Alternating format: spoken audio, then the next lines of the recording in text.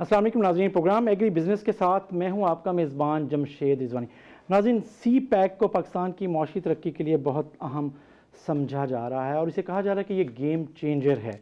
तो जनूबी पंजाब के लिए इसमें इम्कानात क्या हैं और ख़ास तौर पर ज़रूरी शोबे में सी पैक के हवाले से जनूबी पंजाब में मौशी सरगर्मियाँ किस हद तक आगे बढ़ सकती हैं, यही हमारे आज के प्रोग्राम का मौजू है। और हमें स्टूडियोज़ में ज्वाइन करें प्रोफेसर डॉक्टर इमरान शरीफ साहब, जो डीन है फैकल्टी ऑफ सोशल साइंसेज के और डायरेक्टर हैं school of economics Bahauddin Zakaria university के। और हमें ज्वाइन करें शहजाद साबिर साहब, जो डायरेक्टर हैं ज़राअत तोसी मुल्तान के, लेकिन सी पैक पर एग्रीकल्चर के हवाले से भी उनका काफ़ी काम है। तो सबसे पहले डॉक्टर इमरान शरीफ साहब, आप क्या समझते हैं? सी पैक तो वैसे ही पाकिस्तान की इकॉनमी के लिए उसको बहुत अहम समझा जा रहा है। हम अगर यहाँ बैठ कर ज़रूरी शोबे के हवाले से उसकी अहमियत को देखें तो आप किस अंदाज में देख रहे हैं कि ये इलाका क्यों अहम है सी पैक में? जी सर। ऐसा है कि सी पैक का जो पूरे का पूरा जो प्रोजेक्ट है ये 2017 से लेके और इसका जो लास्ट 2030 तक इसको कंप्लीट होना है, उसमें एग्रीकल्चर का जो सेक्टर है वो भी एक इम्पॉर्टेंट पार्ट है उस हिस्से का, कि उसको भी उन्होंने एड्रेस करना है और उसको वो कर भी रहे हैं। ज़ाहिर है कि एग्रीकल्चर को बेहतर करने के लिए हमें इंफ्रास्ट्रक्चर की ज़रूरत थी, एनर्जी की ज़रूरत थी, जो बहुत अहम काउंटर पार्ट्स हैं किसी भी सेक्टर को लेके जाने के लिए आगे, और एग्रीकल्चर उनमें से एक है। एग्रीकल्चर सेक्टर की इंपॉर्टेंस का अंदाज़ा आप यूँ लगा लें कि पाकिस्तान में जो है वो अराउंड अबाउट 9.8% कंट्रीब्यूशन देता है जीडीपी को, और 43% जो है वो हमारी लेबर फोर्स वहाँ पर इंगेज करता है। लेकिन देखें ओवर द टाइम पीरियड अगर आप 60-70 को देखें तो वहाँ से 25-24% जीडीपी से शेयर कम होते होते होते अब हम 19% पे आ गए हैं। तो इसका मतलब ये हुआ कि हम सिर्फ रॉ मटेरियल, हम रॉ ही प्रोड्यूस कर रहे हैं, हम गंदम कर रहे हैं, हम क्रॉप्स इस तरह की चीज़ें कर रहे हैं जो डायरेक्ट हम कर रहे हैं, कॉटन है, हम उसमें वैल्यू एडेड नहीं कर रहे। तो मेरा ख्याल है कि जो मैं अंडरस्टैंड कर रहा हूँ वो सी पैक के अंडर जो हमारे डिफरेंट प्रोजेक्ट्स, जो हमारे ईस्टर्न और वेस्टर्न, ज़्यादा इंपॉर्टेंट ईस्टर्न बेल्ट मैं कहूँगा जो रूट है हमारा पाकिस्तान के अंदर, क्योंकि जितना भी एग्रीकल्चर सेक्टर का जो एरिया है, चाहे वो पंजाब का हो और फिर पंजाब के अंदर फिर आपका सेंट्रल पंजाब और फिर उसके बाद जनूबी पंजाब, ये बहुत अहम है दोनों खिते। और जनूबी पंजाब के बाद फिर सिंध का ये एरिया शुरू हो जाता है, और ये जो बेल्ट पूरा रूट होगा ये इसके दोनों तरफ, इस रूट के दोनों तरफ हम, ये मैं कहता हूँ कि वहाँ पर एग्रीकल्चर के अंदर वैल्यू एडेड होने में और वहाँ पर जो इकोनॉमिक जोन्स बनेंगे उनके अंदर एक जो है वो एग्रीकल्चर प्रोडक्ट्स के अंदर आने से पाकिस्तान की इकॉनमी में इसका शेयर बढ़ सकता है, हम दोबारा उस पर जा सकते हैं। बिल्कुल सही। लेकिन वो तभी होगा सिर्फ अगर हम मैन्युफैक्चरिंग की तरफ जाएंगे, अगर हम वैल्यू एडेड की तरफ जाएंगे। सही। उसकी बहुत सारी एग्जांपल्स हैं जिनसे हम पाकिस्तान के अंदर बेहतरी ला सकते हैं। और उससे एक आम आदमी, देखें अगर आप पूरे पाकिस्तान में अगर आप पावर्टी का डाटा उठा के देखें तो सबसे ज़्यादा आपको पावर्टी जिन एरियाज़ में मिलती है उनमें जनूबी पंजाब भी आता है। तो हमें जो है वो यहाँ पर लोगों की ज़िंदगियों को, जहाँ पर आपका राउंड अबाउट 50% कह लेंगे जनूबी पंजाब में जो लेबर फोर्स का हिस्सा है वो एग्रीकल्चर के ऊपर डिपेंड करता है, तो वहाँ पर हमें उनके ऊपर कंसंट्रेट करना चाहिए। और सी पैक के अंदर ऐसे प्रोजेक्ट्स ज़रूर लाने चाहिए, गवर्नमेंट को भी लाने चाहिए, ये तो हम एंड में बात करेंगे। लेकिन अभी जो पोटेंशियल जो वहाँ पर मौजूद है एग्रीकल्चर सेक्टर के अंदर वो बहुत ज़्यादा है, और उसमें एग्रीकल्चर, हमारे साउथ पंजाब का जो रोल है वो बहुत अहम होगा इसमें। अच्छा, आपने कहा कि साउथ पंजाब का रोल बहुत अहम होगा, ख़ासतौर पर जब हम एग्रीकल्चर के हवाले से बात कर रहे हैं। तो शहजाद साबिर साहब, आप क्योंकि आपको ये टास्क रहा है कि सी पैक के हवाले से हमारे पास क्या अपॉर्चुनिटीज़ हैं एग्रीकल्चर के हवाले से, महकमा ज़राअत पंजाब ने क्या देखा है कि क्या हमारे पास पोटेंशियल है और किस चीज़ को हम कैपिटलाइज कर सकते हैं एग्रीकल्चर में ख़ास तौर पे? जी शुक्रिया रज़वानी साहब। सी पैक में जब इनिशियली जब सी पैक शुरू हुआ है तो एग्रीकल्चर जो है वो पार्ट नहीं था सी पैक का। सर 2017 में दोबारा से नेगोशिएशंस हुई और अक्टूबर नवंबर 2017 में दोबारा से नेगोशिएशंस के बाद एग्रीकल्चर को बकायदा सी पैक का पार्ट बना लिया गया। सही। फिर उसके बाद आहिस्ता आहिस्ता इसके ऊपर डेवलपमेंट्स होनी शुरू हुई। फिर 3 किस्म के प्लान गवर्नमेंट ने डिस्कशन के बाद सबमिट किए, short term, mid term and long term. Short term plans जो थे इमीडिएटली उनको करने की ज़रूरत थी, उसमें जो छोटे प्रोजेक्ट हैं उनको कैटर किया गया। उसमें हमारे पास जो चीज़ें थी उसमें जैसे डॉक्टर इमरान साहब ने कहा कि वैल्यू एडिशन में, तो हमने उसमें वैल्यू एडिशन के तौर पे ही चीज़ें आइडेंटिफाई की। उसमें pulping unit, solar dehydration, tunnel dehydration, इस तरह के पोटैटो फ्लेक्स एंड पाउडर्स के, ऑलिव का एक प्रोजेक्ट था। इस तरह के मुख्तलिफ प्रोजेक्ट जो शॉर्ट टर्म में लगाए जा सकते थे, जिसकी कॉस्ट भी कम थी, कोई बहुत ज़्यादा कॉस्ट के प्रोजेक्ट नहीं थे। सो उसके ऊपर काम शुरू किया, और उसके ऊपर काम शुरू करने के बाद अब वो फिजिबिलिटीज़, प्री फिजिबिलिटीज़ बनाकर प्राइवेट सेक्टर को भी दी गई, और जो इन्वेस्टर्स अब्रॉड से सीपैक के थ्रू आते थे उनको भी ये अपॉर्चुनिटीज़ दी गई कि हमारे पास ये अपॉर्चुनिटीज़ हैं, आप इन एरियाज़ में इन्वेस्टमेंट कर सकते हैं।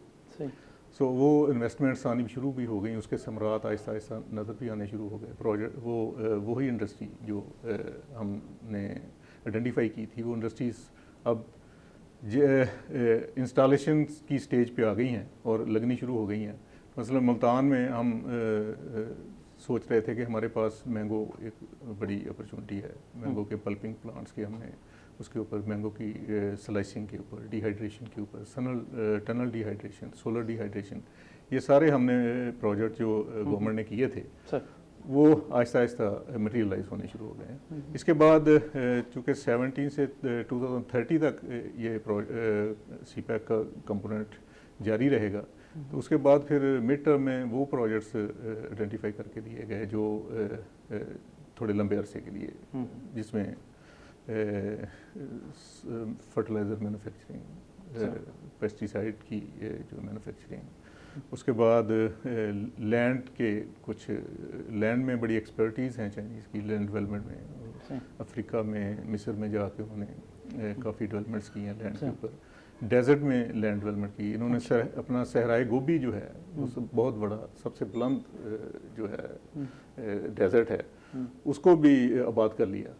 सो उनके पास अच्छी एक्सपर्टीज़ है, इसमें भी हम उनसे अब कोलैबोरेशन करके अच्छे रिजल्ट्स ले सकते हैं।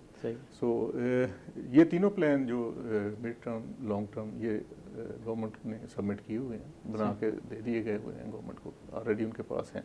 तो वक्त के साथ साथ इन पे ऊपर काम होता रहेगा, और हम आइडेंटिफिकेशन ऑफ क्रॉप्स और आइडेंटिफिकेशन ऑफ एरियाज़ के बाद अब इसकी वैल्यू एडिशन में, सप्लाई चेन मैनेजमेंट में ये चीज़ें इस तरफ मूव कर रहे हैं। सही। अच्छा, जो पहला एक फ़ायदा मेरा ख्याल है उठाना शुरू कर दिया है इस इलाके के ग्रोवर्स ने, और ये जो एग्रीकल्चर प्रोड्यूस में रोल है, जो इंफ्रास्ट्रक्चर डेवलपमेंट हुई है इस वक्त तक, जैसे सी पैक के हवाले से कहा जाता है कि जी मुल्तान सक्खर मोटरवे M5 जो है वो भी उसका हिस्सा है, M4 फैसलाबाद मुल्तान कंप्लीट हुई है, M3 के ज़रिए लाहौर और मुल्तान को और जोड़ा गया। तो इसको तो अब मेरा ख्याल है कि जो आप कहते हैं कि 17 to 2030 तक जा रहे हैं, तो आप ये समझते हैं कि ये जो इंफ्रास्ट्रक्चर डेवलपमेंट है, अगर हम पहले फेज़ में अब इस वक्त तक देखें, अभी तो उस तरह के सामने भी अभी आना है, उसके जो इम्पैक्ट्स आने हैं, लेकिन आप मेरा ख्याल इंडायरेक्टली अगर देखें तो शुरू हो गए। इंफ्रास्ट्रक्चर डेवलपमेंट कितना इंपॉर्टेंट है इस इलाके में? जी, इस सिलसिले में मैं ये ज़रूर कहूँगा कि देखें, अगर हम थोड़ा सा जोग्राफिकली देखें पाकिस्तान का स्ट्रक्चर, तो उसमें अगर आप पंजाब के अंदर देखें एग्रीकल्चर सेक्टर का कंट्रीब्यूशन, और उसके अंदर फिर साउथ पंजाब का देखें, पूरे पंजाब के अंदर जो है वो सर ज़्यादा बेहतर भी बता सकते हैं, लेकिन जो मेरी इन्फॉर्मेशन है, जो मैंने डाटा देखा है सारा, उसके मुताबिक पूरे पंजाब के अंदर जो सबसे ज़्यादा डिस्ट्रिक्ट्स जो इन रिच हैं हमारी एग्रीकल्चर के हवाले से, वो साउथ पंजाब के। बिल्कुल सही। फॉर एग्ज़ाम्पल मैं कुछ एग्जांपल देता हूँ कि पूरे पंजाब में से जो टोटल का है उसका 23% शुगर केन रहीम यार खान से डिस्ट्रिक्ट प्रोड्यूस करता है, सबसे टॉप के ऊपर है। तो उसके बाद फिर जो है वो सरगोदा भी आ जाता है, उसके अलावा बाकी भी हमारे पास आ जाते हैं। राजनपुर टोबैको के पॉइंट ऑफ व्यू से बहुत टॉप पर है, सबसे पहले ज़्यादा टोबैको वहाँ से प्रोड्यूस किया जा रहा है। जो इस कॉटन के हवाले से बहावलपुर कह लें, बहावल नगर कह लें, खानेवाल, विहाड़ी, ये मैं आपको उस तरतीब से बता रहा हूँ कि सबसे ज़्यादा 13%, और पूरे पाकिस्तान में सिंध के बाद जो है वो साउथ पंजाब प्रोड्यूस करता है कॉटन। तो ये इस एडिबल ऑयल जो सीड्स हैं उसमें अगर आप देख लें तो बहावल नगर डिस्ट्रिक्ट है, बहावलपुर है, चकवाल है, ये 16% पूरे उसका प्रोड्यूस कर रहे हैं। इसी तरह से दालें हैं, 82% पंजाब की दालें जो हैं वो साउथ पंजाब से प्रोड्यूस हो रही। इसमें बकट सरफरिस्त है, लिया है जिसमें सरफरिस्त, और खुशाब भी आता है। इसी तरह से मैं आपको बताऊंगा कि ये वो बेल्ट है हमारा ईस्टर्न बेल्ट, जहाँ पर हमारे मैंगो का भी बात की, मैंगो के हवाले से मैं ये कहूँगा, देखिए मुल्तान हो गया, रहीम यार खां हो गया, ये यहाँ पर सबसे ज़्यादा प्रोडक्शन होती है। और अगर हम इस बेल्ट से, जो ईस्टर्न बेल्ट है, ये इंफ्रास्ट्रक्चर में देखें, जो हमारा जो ये मोटरवे है M4 और आगे M5, ये सारे वो वाले एरियाज़ हैं जहाँ के दोनों तरफ उस मोटरवे के, हाँ जी, यहाँ से मार्केटिंग का नेटवर्क और यहाँ से प्रोसेसिंग के प्लांट्स लगना और यहाँ से होके आगे चीज़ें लेके जाना। मैं आपको एक एग्जांपल देता हूँ, ये 2007 की बात मैं आपको बता रहा हूँ, 2007 और 8 की बात बता रहा हूँ। लंदन के अंदर मैं मार्केट में जाता हूँ, मैं जाके वहाँ से कोरिएंडर लेता हूँ, धनिया लेता हूँ, सिर्फ एक मैं परचेज करता हूँ, उसके ऊपर स्टैंप लगी हुई इंडिया की।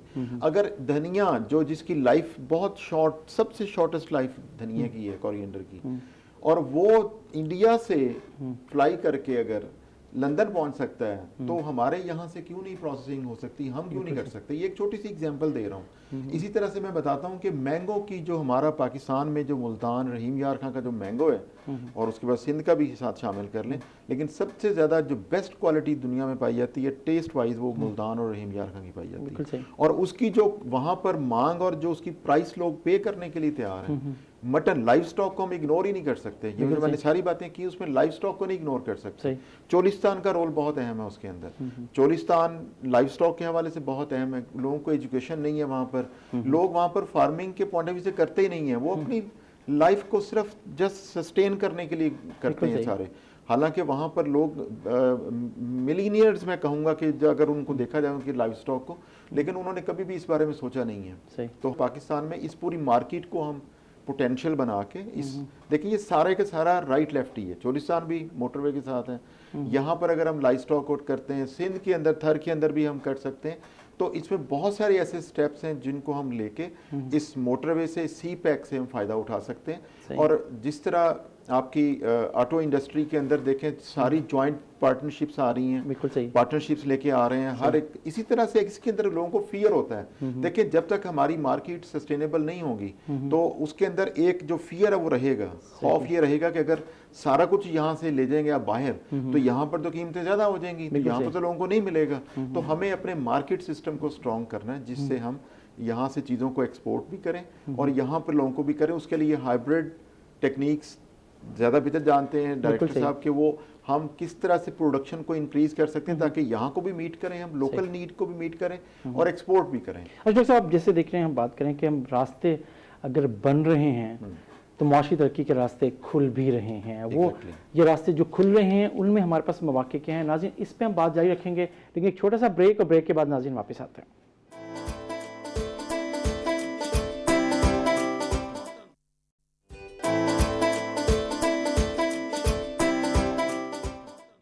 वेलकम बैक नाज़रीन। हम बात करें सी पैक का। पाकिस्तान में तो एक अहम है मईशत में आने वाले दिनों में, लेकिन जनूबी पंजाब में यहाँ के ज़रिए शोबे के ज़रिए यहाँ की लोगों की मौशी ज़िंदगी में और क्या तब्दीली आ सकती है, इस पर हम बात जारी रखे हुए हैं। तो शहजाद साहब, आपने एग्रीकल्चर के हवाले से जो पोटेंशियल थी, अगर हम उसके ऊपर बात करें, आपने कहा पहले टर्म्स हमें बताएं कि long term, short term planning आपकी क्या है, और इस वक्त आपने जिस पे स्टार्ट हुआ है, लेकिन आप क्या समझते हैं कि फौरी तौर पर हमारे खुद ग्रोअर को क्या करना है? हमारे ग्रोअर को कैसे अपने आप को तैयार रखना है इस स्टोरी में? जी, हमारा ग्रोअर, इसके लिए गवर्नमेंट टाइम टू टाइम मुख्तलिफ स्टेप्स लेती रहती है। हाई वैल्यू एग्रीकल्चर की तरफ हमें आना होगा। हाई वैल्यू एग्रीकल्चर के लिए हमें प्रोसेसिंग में जाके हाई वैल्यू एग्रीकल्चर को बेहतर मार्केट्स की अप्रोच हमें अपने फार्मर को देनी होगी। इसके लिए हमारा फार्मर, देखिए सारी दुनिया में ट्रेसिबिलिटी चलती है, हम उसके ऊपर भी काम कर रहे हैं। जब कोई भी इंटरनेशनल मार्केट में कोई चीज़ परचेज करता है, तो वो कंज्यूमर वो कंसर्न होता है कि वो आया जो मैं चीज़ खा रहा हूँ वो कहाँ से आई है, किसके पास से, कहाँ से जिम्मेदार कौन है? जी, और उसके ऊपर कौन कौन सी प्रैक्टिसेस हुई हैं। तो इसके ऊपर हम काम कर रहे हैं और मज़ीद फ्यूचर में इस पे ऊपर मज़ीद काम करने की ज़रूरत है। हाई वैल्यू एग्रीकल्चर में हम ऑलरेडी इसके ऊपर काम कर रहे हैं, वैल्यू चेन डेवलपमेंट पे काम कर रहे हैं। ग्रोअर्स को फ्रूट्स एंड वेजिटेबल्स में, ख़ास तौर पे मुल्तान में हमारा जो मैंगो का है, इसके ऊपर गवर्नमेंट वर्क कर रही है और वैल्यू चेन डेवलपमेंट के ऊपर ऑलरेडी इसके ऊपर काम हो रहा है। सही। अच्छा, कि आम बात अगर आप प्रायोरिटाइज करें कि हुकूमत ये समझती है कि पहली 5 चीज़ें तो बहुत अहम है और ये होने वाली हैं इस सेक्टर में, सी पैक का ये फ़ायदा उठा सकता है हमारा ज़रूरी शोबा, और आपकी जो रहनुमाई है और गाइडेंस वो क्या है टू द फार्मर्स कम्युनिटी? जी, फार्मर कम्युनिटी को हम इंटरनेशनली जो बेस्ट प्रैक्टिसेस हैं वो हम उनको एजुकेट करते हैं। उसमें हमारा एक मार्केटिंग का एक स्मार्ट के अंदर प्रोजेक्ट चल रहा है, सस्टेनेबल रूरल डेवलपमेंट का। उसमें हम मैंगो को फर्स्ट स्टेज में 3 उसमें सिट्रस, मैंगो और वेजिटेबल्स, और मुल्तान में हम मैंगो के ऊपर उसका काम कर रहे सही। हैं। तो आप समझते हैं कि सबसे ज़्यादा फ्रूट एंड वेजिटेबल अहम है फौरी तौर पे, जिसका फ़ायदा उठा हाई सकता है value crops. High value crops में चीज़। अच्छा डॉक्टर साहब, जो आप बात कर रहे हैं हाई वैल्यू क्रॉप्स की, हमारी इकोनॉमी में क्या इम्पैक्ट आ सकता है, और आप समझते हैं कि हमारा फार्मर या ग्रोअर तैयार है उसके लिए, उसकी डॉक्यूमेंटेशन के लिए और मैकेनाइजेशन के लिए कितना अहम है ये सारा निज़ाम अगर आपने माशी तौर पे तरक्की करनी है इस इलाके में? तो देखिए, मैं शहजाद साहब की बात को आगे बढ़ाता हूँ। देखिए, साउथ पंजाब की जब हम बात करते हैं, यहाँ पे फार्मर्स की बात करते हैं, तो 2 बहुत अहम बातें होती हैं हमारे इकोनॉमिक्स के पॉइंट ऑफ व्यू से। नंबर 1 तो कैपिटल होना बहुत ज़रूरी है। पैसे होंगे, सरमाया होगा तो उससे आगे लेके चलेगा। क्योंकि जब ट्रेडिशनल कल्टीवेशन से हमने फार्मर्स को टूवर्ड्स, अगर हम हॉर्टिकल्चर की बात कर लेते हैं उसमें फ्रूट्स भी हैं, वेजिटेबल्स भी हैं, बाकी भी सब चीज़ें आ जाती हैं जो उससे रिलेटेड हैं। वहाँ पर अगर हम फिगर्स देखें तो फिगर्स बड़ी फैंटास्टिक हैं। देखें, वो जो फिगर्स होती हैं ना, वो आपको पता देती हैं कि कितना पोटेंशियल है यहाँ पर, जिससे हम मार्केट को कैप्चर कर सकते हैं। मैं फॉर एग्जांपल, जिस तरह शहजाद साहब ने भी बताया कि मैंगो मुल्तान में बहुत ज़्यादा है, मैं आपको इसकी एक एग्जांपल बताता हूँ, ये बड़ा इजी हो जाएगा इसको समझना। 77% ऑलमोस्ट मैंगो की जो प्रोडक्शन है ना पूरे पाकिस्तान की, वो 70% पंजाब से है, और 77% में से 34% सिर्फ मुल्तान अकेला दे रहा है, सिर्फ मुल्तान डिस्ट्रिक्ट दे रहा है। इसी के अलावा रहीम यार खान 18% दे रहा है। तो देखें कि इसी तरह से अगर आप सिट्रस की बात करें, सिट्रस 97% जो प्रोडक्शन है पूरे पाकिस्तान की, वो पंजाब से आ रही है। और फिर उसके बाद सरगोदे से लेके अगर आप देख लें ये सारे एरिए में, तो आपको सिट्रस नज़र आएगा। तो ये 2 बड़े, जिस तरह मैंगो है उसी तरह सिट्रस भी है। अगर पाकिस्तान के अंदर बैठकर अगर हॉलैंड और वहाँ का सिट्रस यहाँ पर आ सकता है या वहाँ से एप्पल आ सकता है, तो मैंगो क्यों नहीं जा सकता पाकिस्तान से? सही। 2 चीज़ें अलग अलग हैं। एक तो वो है जो प्रॉपरली एग्रीकल्चर का हिस्सा ही है, हमारी क्रॉप्स हैं उनको एक साइड पे रख लें, फ्रूट्स को, वेजिटेबल्स को आप दूसरी साइड पे रख लें। इनकी लाइफ होती है उससे थोड़ी, जो क्रॉप्स की लाइफ है वो ओवर द ईयर भी जाती है। इनकी क्रॉप्स, इनकी जो फ्रूट और इनकी वेजिटेबल की लाइफ डेज की होती है। तो इसको करने के लिए हमें यहाँ पर सी पैक से फ़ायदा उठा सकते हैं। इसमें लोगों को, फार्मर्स को एजुकेट कर सकते हैं। यहाँ पर जो इन्वेस्टर्स हैं उन्हें चाहिए कि वो चाइना के साथ मिलकर इन्वेस्टमेंट करें यहाँ पर, जिस तरह पार्टनरशिप के ऊपर होती है, प्लांट लगाए जाएं, लोगों को बताया जाए। देखें, पोटैटो बहुत ज़्यादा होता है। अगर आप देखें खानेवाल डिस्ट्रिक्ट से लेके पीछे चले जाएं आप, उकाड़ा से लेके, ये सारा पोटैटो में सारा इनरिच है, सबसे ज़्यादा पोटैटो इस एरिए में होता है। तो अगर पोटैटो अगर यहाँ पर हो रहा है, लेकिन मैकडोनल्ड और बाकी सब लोग अगर बाहर से ले रहे हैं, तो फिर तो हमारा कोई फ़ायदा ना हुआ ना। हमें कम से कम चाहिए, उसमें स्टैंडर्डाइजेशन बहुत इंपॉर्टेंट चीज़ है कि आपको एक ही साइज़ की चीज़ें चाहिए, किस तरह चाहिए, जो चीज़ें चाहिए फार्मर्स को, उसके ऊपर एजुकेशन देना बहुत ज़रूरी है। जब ये सारा कुछ करेंगे तो डेफिनेटली फार्मर्स और एक आम लोगों की जो एग्रीकल्चर से वाबस्ता है उनकी ज़िंदगियों में इनकलाब आएगा। वहाँ पर लोगों की आमदनी बढ़ेगी, लोग गुर्बत की सतह से ऊपर आ जाएंगे। तो इस एरिए के लिए एग्रीकल्चर और ये जो हॉर्टिकल्चर है ये बहुत इंपॉर्टेंट है साउथ पंजाब के हवाले से। मैं ये अच्छा, आपने जो बात की, अगर हम उसको ये देखें कि आप समझें कि यहाँ की ज़रूरी पैदावार के हवाले से ख़ास तौर पर फ्रूट एंड वेजिटेबल में वो है वैल्यू एडिड सर्विसेज हैं, आपकी प्रोसेसिंग यूनिट्स हैं जी। तो शहजाद साबिर साहब, हुकूमत किस हद तक इनकरेज करने को तैयार है पाकिस्तान के सरमायादारों को या सरमायाकारों को कि वो इसमें इन्वेस्ट करें और इसका फ़ायदा उन्हें होगा, कारोबारी लिहाज से भी पहुंच सकता है? तो आप समझते हैं कि हुकूमत ने कोई फैसिलिटेट करने के लिए इस तरह की इन्वेस्टमेंट को आप समझते हैं कि कोई पॉलिसी बना रखी है? जी बिल्कुल।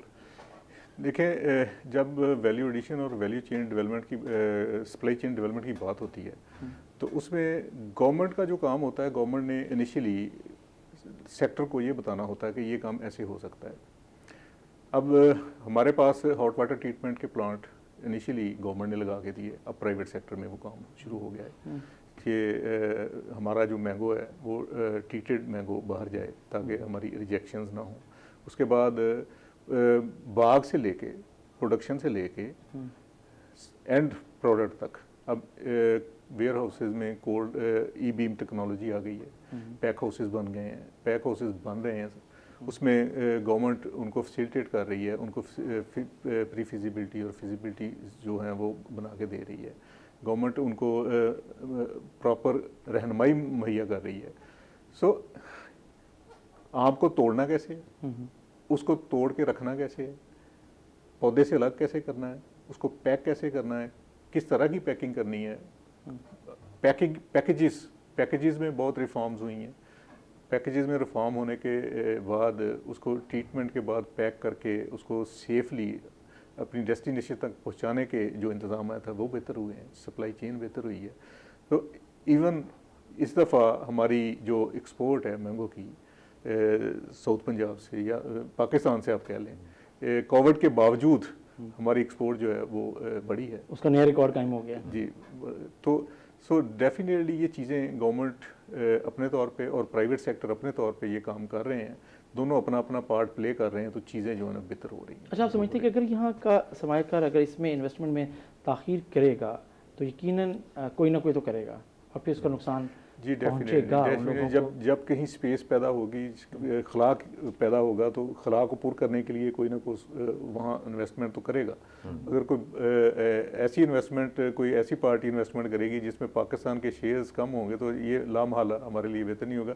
सो हमें प्रोएक्टिव होके लोगों के साथ या दूसरी दुनिया के साथ मिल के हमें आगे बढ़ना चाहिए। आपने कहा आगे बढ़ना चाहिए, लेकिन आप समझते हैं कि सर यहाँ साउथ पंजाब में जो यहाँ का सरमायाकार है या यहाँ के कारोबारी लोग हैं, ये सनतकार हैं, वो इसमें इनिशिएटिव ले सकते हैं? आप क्या समझते हैं कि हम उन्हें गाइड कर सकते हैं या वो खुद देख रहे होंगे कोई पोटेंशियल क्या है? देखिए यहाँ का जो जी मैं आपको जो कैपिटलिस्ट हैं जिसके पास पैसे हैं उसकी एक साइकी है, वो ट्रस्ट पे चलता है।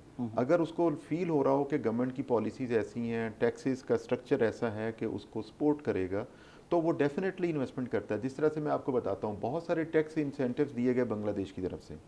बांग्लादेश यहाँ से हमारी सारी कॉटन रॉ लेके वहाँ जाके उन्होंने बनाना शुरू कर दिया, पार्टनरशिप्स कर ली। अब वहाँ पे जाके अगर आप देखें तो उनकी इंडस्ट्री और कॉटन की बेस पर जो सारा कपड़े की अगर आप वैल्यू एडिशन वहाँ जाके बनाना शुरू कर दिया, क्योंकि वहाँ पर टैक्स में रिलीफ था। जिस तरह गवर्नमेंट ने भी ऑटोमोबाइल में 5 ईयर का प्लान दिया, लोगों को कहा दिया आप यहाँ इन्वेस्टमेंट करें, आप बनाएं गाड़ियाँ, हम आपको टैक्स में रिलीफ देते हैं आने वाले 5 सालों में, 10 सालों में।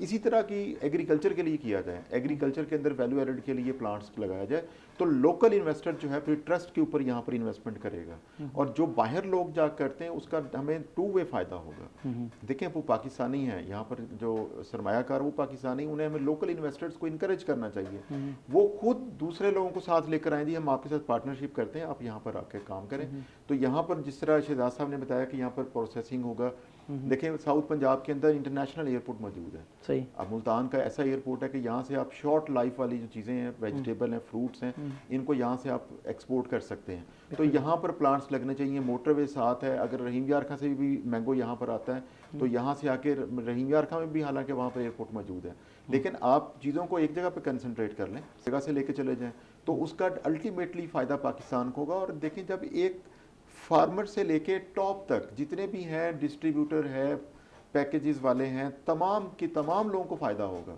और इसमें एक बंदे का नहीं होगा। और ये सारा जो जिस तरह सप्लाई चेन मैनेजमेंट जो है उसके अंदर एक स्टेक होल्डर नहीं होता, बहुत सारे होते हैं, सबको फ़ायदा होगा और इस इलाके को फ़ायदा होगा।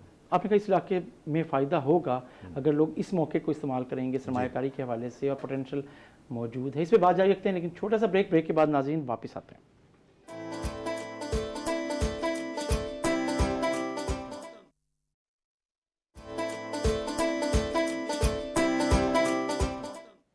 वेलकम बैक नाज़रीन, हम बात कर रहे हैं सी पैक के हवाले से। अगर ये गेम चेंजर है तो यहाँ की मईशत पर, ख़ास तौर पर ज़रूरी मईशत पर किस हद तक उसके मुस्बत असरात हो सकते हैं और हम उसके नताइज ले सकते हैं। शहजाद साबिर साहब, हम अगर देखें तो ज़रूरी शोबे में ख़ास तौर पर सीड टेक्नोलॉजी पर हम आ जाते हैं, और बायोटेक्नोलॉजी के ज़रिए मुख्तलिफ़ किस्म के जो बीज की तैयारी है, अब हम बहुत से इंपोर्ट भी कर रहे होते हैं। क्या आप समझते हैं सीड के हवाले से भी यहाँ पे अब एक काम हो सकता है इस हवाले से? इस तरीके से हम पेस्टिसाइड को अगर फर्टिलाइज़र को देखें तो आप क्या इम्कान देख रहे हैं इसके? जी बहुत बड़े इम्कानात हैं। जब हम सीड की बात करते हैं तो चाइना आज से 20 साल पहले शायद उसकी सीड टेक्नोलॉजी बहुत अच्छी नहीं थी। हम अगर 30 साल पहले कोरिया को देखें तो उसकी सीड टेक्नोलॉजी भी बहुत अच्छी नहीं थी।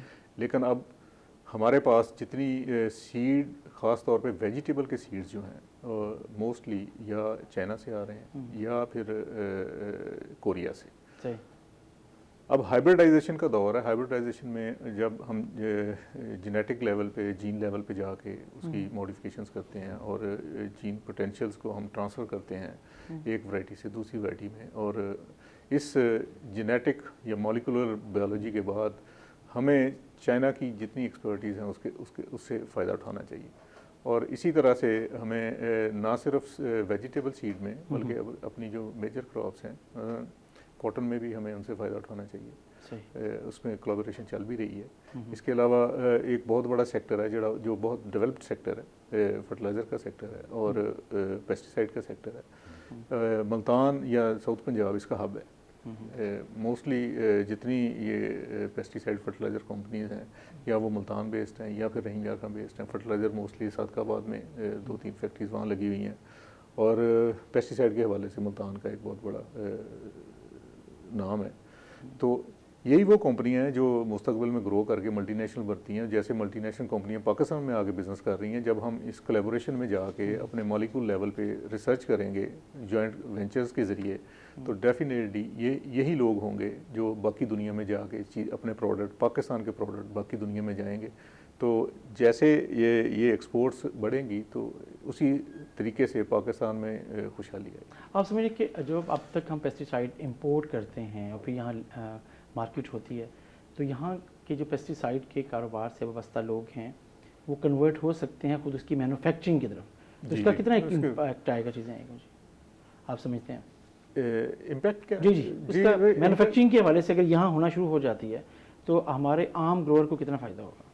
जी डेफिनेटली जब हमारी कंपनीज बेहतर फॉरेन एक्सचेंज अर्न करेंगी तो लोकल लेवल पे उनकी रिसर्च बेहतर होगी और लोकल लेवल पे वो बेहतर इंसेंटिव्स दे सकेंगे। जितनी हमारी कंपनीज इस्टेब्लिश होंगी या ये सेक्टर इस्टेब्लिश होगा तो अपने मुल्क में वो चीज़ें बेहतर तौर पे और बेहतर तरीके से रिसर्च करके और अर्जा नरखों पे मुहैया कर सकते हैं। अच्छा डॉक्टर साहब, जो मॉडर्नाइजेशन है, मैकनाइजेशन है एग्रीकल्चर सेक्टर में, अच्छा वो किसी भी सेक्टर में जब आप इसको ऑप्ट करते हैं तो आप क्या समझते हैं कि आज के दौर में कितना फ़ायदा मुआशी तौर पर हो सकता है कि अगर आप इससे कन्वर्ट करते हैं, टेक्नोलॉजी की तरफ आ जाते हैं, ख़ास तौर पे एग्रीकल्चर सेक्टर, तो इसका इम्पैक्ट भी तो इस सारा का फ़ायदा हो सकता है? कितना इम्पैक्ट आएगा? बिल्कुल, इसमें अच्छा खासा इम्पैक्ट आता है। देखें, जब भी कोई चीज़ प्रोड्यूस की जाती है ना, उसमें सबसे जो अहम बात होती है वो उसमें कॉस्ट होती है, पर यूनिट कॉस्ट कितनी पड़ती है। तो जो हमारी मॉडर्न टेक्निक्स हैं उसके अंदर ये कोशिश की जाती है कि आप प्रोडक्शन मैक्सिमम लेवल पर लेके जाएं और उसकी कॉस्ट कम से कम आए, और उसको करने के लिए ये जो जदीद तरीके हैं उनको अपनाया जाता है। तो इसमें जाहिर है जब कॉस्ट कम आएगी तो डेफिनेटली एक आम ग्रोवर के ऊपर, फिर उसके बाद जब एक सस्ती चीज़ मिलेगी तो उसकी प्रोसेसिंग में उसमें मार्जिन ज़्यादा आएगा। एक्सपोर्ट जब होगी तो डेफिनेटली इसके अंदर फ़ायदा आएगा।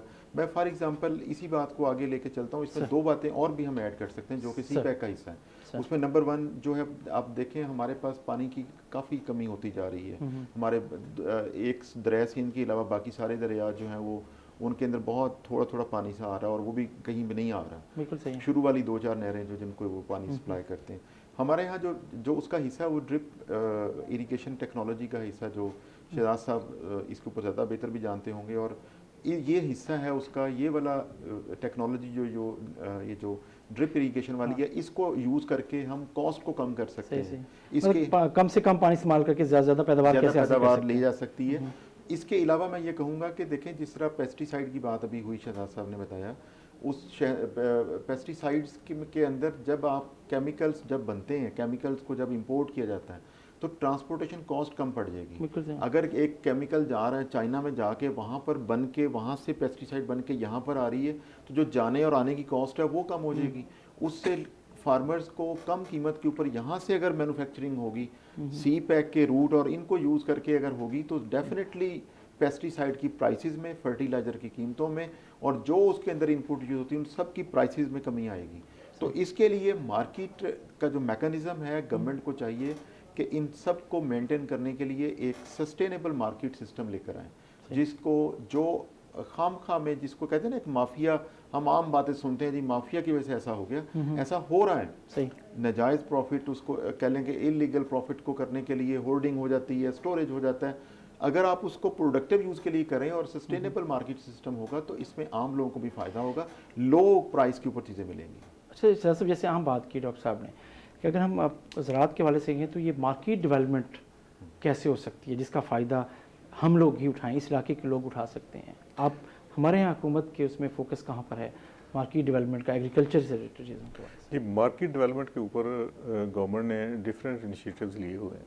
सर? और अब जो मॉडर्न कंसेप्ट है कि मार्केट के ऊपर, मार्केट में जब कोई प्रोडक्ट आती है या प्रोड्यूस आती है तो उसको वहीं प्रोसेस करके, वहीं उसी पैकिंग करके, तो वहीं से एक्सपोर्टर्स को या लोकल जो ट्रेडर्स हैं उनको फैसिलिटेट करके पैकेजेस वहीं करके वहीं से ही उनकी तरसील का निज़ाम जो है ना वो बना दिया जाए। तो इसके ऊपर ऑलरेडी काम हो रहा है और मुख्तलिफ मार्केट्स जो हैं उस लाइन्स के ऊपर डेवलप हो रही हैं, उस लाइन पर डेवलप हो रही हैं। लेकिन अगर हम वापस आएँ ज़राअत के, कौन कौन से साउथ पंजाब में ऐसे नई चीज़ें हैं जिनका पोटेंशियल मौजूद है और मुख्तलिफ इलाकों में, वो क्या हैं? अगर हम तो फूड एंड वेजिटेबल की बात हो गई, लेकिन बिल्कुल अनयूजुअल सी कौन सी पोटेंशियल मौजूद है एग्रीकल्चर प्रोड्यूस के हवाले से?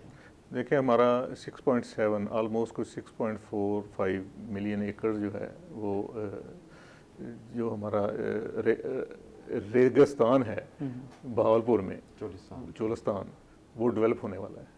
वो लैंड डेवलपमेंट में उसको हम एक अपॉर्चुनिटी के तौर पे, फिर हमारा कोहे सुलेमान है, वहाँ हम अगर वाटर सोर्स डेवलप कर लें, जो कि हमारे पास रेगुलर एक फ़ीचर है कि जब भी बारिशें होती हैं वहाँ से पानी बह के दरिया से समुद्र में चला जाता है, तो हमें ज़रूरत है कि हम वाटर सोर्स डेवलप करें वहाँ। वाटर सोर्स डेवलप जब हो जाएगा तो अल्टीमेटली वहाँ एग्रीकल्चर जो है वो डिफरेंट एंगल से ग्रोथ करने लगेगी। सो ये हमारे पास दो अपॉर्चुनिटीज़ ऐसी हैं साउथ में जिनको हम एक्सप्लोर करके अपना पोटेंशियल बहुत ज़्यादा इंक्रीज़ कर सकते हैं। अच्छा, यहाँ पे एक्वाकल्चर के वाले से कहें या डेयरी प्रोडक्ट्स के वाले से कहें, या अगर हम कहें गोट फार्मिंग, शीप फार्मिंग की जैसे पहले बात हो रही थी, लाइव स्टॉक में जो पोटेंशियल मौजूद है, हम इसे एक्सप्लॉइट करने की पोजीशन में हैं आने वाले दिनों में?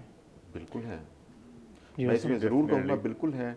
इससे पहले भी इसके ऊपर बात हो चुकी है। लाइव स्टॉक एक ऐसा सेक्टर है जिसके अंदर हम लोग अपनी प्रोडक्शन को इंक्रीज़ करके, और यहाँ पर अगर उसके मीट के जो है वो भी हम डिस्कस कर रहे थे ब्रेक के दौरान, तो मीट की जो एक्सपोर्ट है वो हम बढ़ा सकते हैं। उसकी बहुत बड़ी मार्केट है, पूरी दुनिया मार्केट है।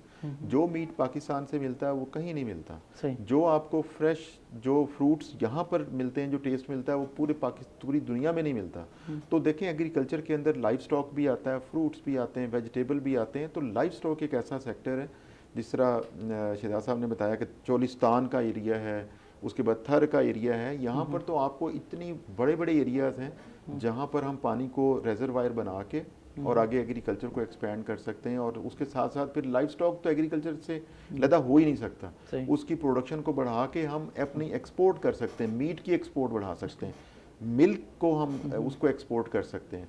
लेकिन मैं फिर दोबारा कहूँगा, बीइंग एक तालिब इल्म इकनॉमिक्स के, कि अगर हमने एक्सपोर्ट करना है तो ऐसा नहीं होना चाहिए कि यहाँ से उठा के हम चीज़ें बाहर ले जाएं और यहाँ वाले लोग जो है ना, जिस तरह अक्सर होता है कि वहाँ के लोकल लोगों को चीज़ें ना मिलें।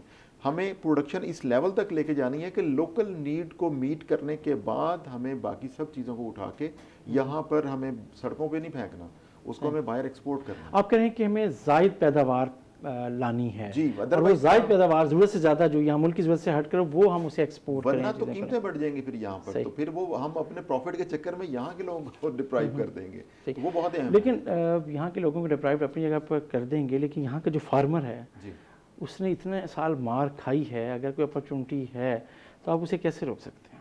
हाँ, लेकिन देखिए जब प्रोडक्शन आपकी 2 टाइम ज़्यादा होती है, 3 टाइम ज़्यादा होती है, तो उनको भी तो आमदनी बढ़ जाएगी ना। उनको फार्मर डिस्टर्ब नहीं होगा। बेसिकली मैं कंज्यूमर की बात कर रहा हूँ। फार्मर तो अल्टीमेटली जब प्रोडक्शन बढ़नी है तो फार्मर को तो रेवेन्यू आना ही आना है, दोनों सूरतों में आना है। उसके लिए तो बाहर एक्सपोर्ट हो जाए या लोकल कंज्यूम हो जाए, दोनों सूरतों में उसे प्रॉफिट मिलना है। असल मसला कंज्यूमर का पाकिस्तान के अंदर, यहाँ पर जो मार्केट के अंदर एकदम प्राइसेस इन्फ्लेट हो जाती हैं, जिस तरह आप आजकल देख लें, कीमतें बढ़ रही हैं, कभी शुगर की कीमत बढ़ जाती, कभी किसी चीज़ की कीमत, और ये शॉर्ट टर्म बढ़ती हैं। आप पोटैटो की देख लें, टोमेटो की देख लें, इनकी प्राइसेस बढ़ने का मतलब ये है कि ये फार्मर का कसूर नहीं है, सही। ये कसूर है दरमियान में डिस्ट्रीब्यूटर्स का, जो स्टोर कर लेते हैं, जो वेट करते हैं। आप एग्स को देख लें उठा के, अभी पोल्ट्री को देख लें उठा के, पोल्ट्री के ऊपर भी बड़ी इन्वेस्टमेंट हो सकती है। क्वेश्चन ये है कि लोगों को, कंज्यूमर्स को प्राइसेस स्टेबल मिलनी है, तो उसके लिए मार्केट स्ट्रक्चर आपका स्टेबल होना बहुत ज़रूरी है। लेकिन जो फार्मर्स के लिए मार्केट स्ट्रक्चर की हम पहले भी बात कर चुके हैं, लेकिन अगर हम देखें, आपने दो इलाकों की बात की, आपने चौलिस्तान की बात की साहब, और आपने कोसलमान की बात की। कोसलमान में ऐसी कौन सी चीज़ और है जो आप समझते हैं कि हम पानी का बंदोबस्त करके हम और वहाँ से चीज़ों को पैदा कर सकते हैं? इन दोनों इलाकों में आप क्या देख रहे हैं, किस चीज़ का ख़ास तौर पर इजाफा देख रहे हैं? जी, हमारा जो कोसलमान का एरिया वो ऑलमोस्ट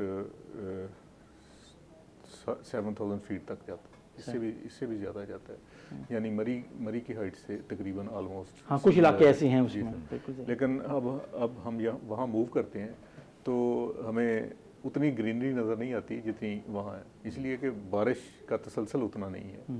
पर एनम बारिश जो है वो कम यहाँ रिसीव होती है, वहाँ बारिश का ज़्यादा इंटेंसिटी है।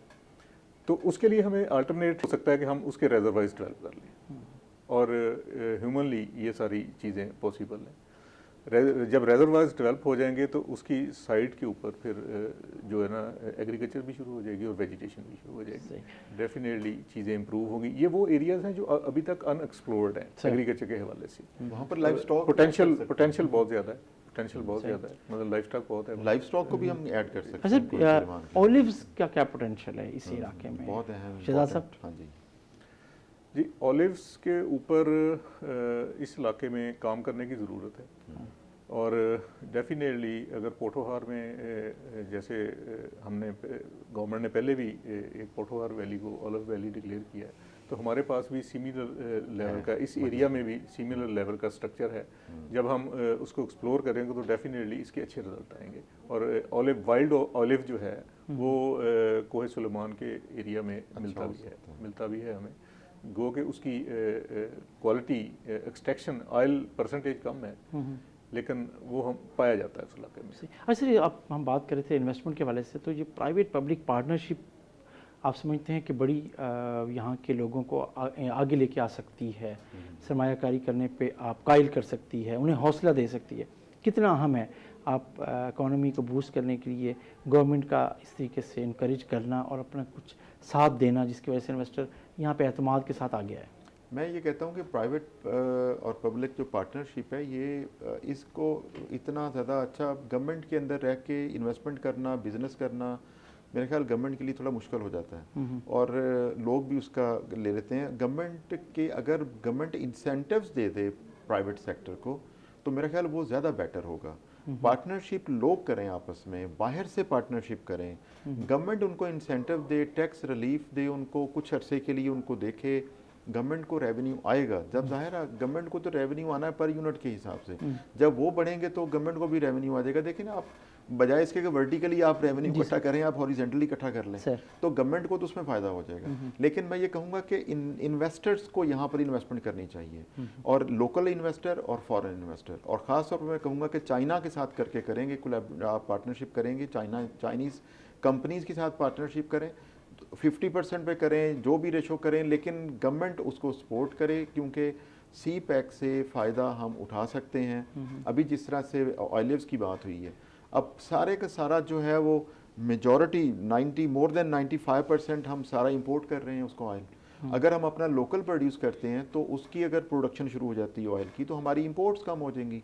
इंपोर्ट्स कम होने से हमारा करंट अकाउंट डेफिसिट कम हो जाएगा, और भी कम हो जाएगा, हमें डॉलर में बाहर या दूसरे किसी करेंसी में पेमेंट नहीं करनी पड़ेगी। तो इस तरह की इन्वेस्टमेंट से पाकिस्तान को फ़ायदा हो सकता है। बहुत शुक्रिया प्रोफेसर डॉक्टर ईमान शीफ, आपने हमें ज्वाइन किया, और शहजाद साबिर साहब, आपने हमें ज्वाइन किया। और अहम बात यह है कि अगर हुकूमत इनकरेज करे तो यहाँ के जो सरमायाकार हैं वो इस सेक्टर में आगे आ सकते हैं, एग्रीकल्चर सेक्टर में यहाँ पे सरमायाकारी करने के हवाले से, और ख़ास तौर पे वैल्यू एडिशन के हवाले से। तो यहाँ का ज़रूरी शोबा ख़ास तौर पर जनूबी पंजाब में यहाँ के फार्मर और यहाँ के शोबे में जो लोग भी इन्वॉल्व हैं, ह्यूमन रिसोर्स, उसकी माशी हालत भी यकीनन बदल सकती है और उसका फ़ायदा ज़ाहिर है मुल्क की मईशत को भी हो रहा होगा। इसके साथ ही नाज़रीन, अपने मेज़बान जमशेद रिजवानी को इजाज़त दीजिए। अल्लाह हाफ़िज़।